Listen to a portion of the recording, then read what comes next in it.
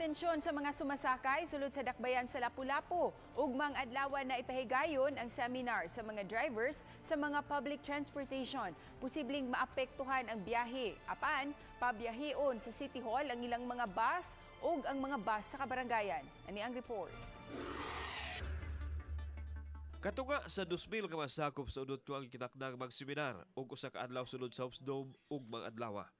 Gawas sa mga tricycle, moapil usab ang mga driver sa multicab tungod kay maumag kini ang rekisito sa LTFRB. Sumay nini, ipadagan sa syudad ang ilang mga bus ug ang mga sakyanan sa mga barangay aron mao'y kasakyan sa mga pasayro.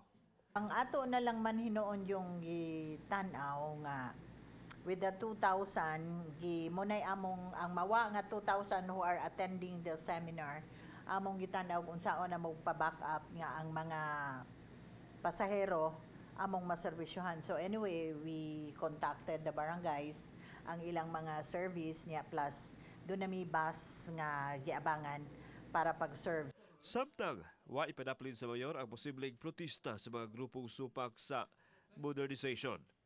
Dili sila tungtan nga makapaduol sa Hopsdome. Samtang pa-eskortan usab sa kapulisan ang mga bus nga mobiyahe ug mga adlaw. Og inguna na ba kay actually og do na manggani dinhi mga mag-strike.